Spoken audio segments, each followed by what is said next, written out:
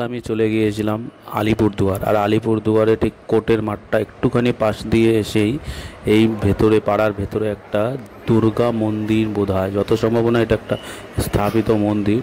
তো মন্দিরটা সত্যি কথা খুবই সুন্দর। আর ওই মন্দিরের ভেতরে গিয়ে মনে হলো, জিজ্ঞাসা করলাম ভালো পুজো কোথায় হয়েছে, সে আমাদেরকে বলে দিল জংশন। তো জংশনের প্যান্ডেলটা দেখার পরে আমরা চলে আসলাম ডিআরামের থেকে ঠিক বাঁদিকে ঢুকে একটা পাড়ার ভেতরে খুব সুন্দর একটা প্যান্ডেল হয়েছে। আর প্যান্ডেলে ভিড়টা দেখো, মানে এত লাইন এত লাইন। আমরা তো তাড়াতাড়ি করে হেঁটে যাচ্ছি যে ওখানে গিয়ে যেন লাইন দিতে পারি।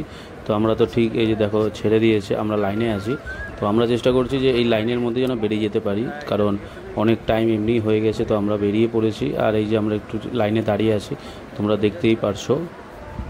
তো ক্লাবটার নাম ছিল যুব সংঘ কালীবাড়ি। সত্যি কথা বলতে কাজ খুব সুন্দর, যে তৈরি করেছে অমায়িক অমায়িক, মানে কোনো মন্দিরের থেকে কম কিছু নয়।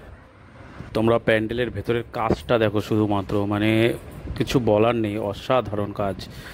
তো আমরা তো তাড়াতাড়ি করে ঢুকলাম, ঢোকার পরে আমাদেরকে তাড়াতাড়ি করে আবার বলছে তাড়াতাড়ি বেরিয়ে যাও বেরিয়ে যাও, কারণ বাইরে তো সত্যি কথা বলতে অনেক লাইন ছিল, যার জন্য আমাদেরকে ঢুকতে না ঢুকতে বের করে দিচ্ছে। তো এই হচ্ছে আলিপুরের দুটো প্যান্ডেল দেখেছি, আর বেশি দেখতে পারিনি ভিড়ের জন্য।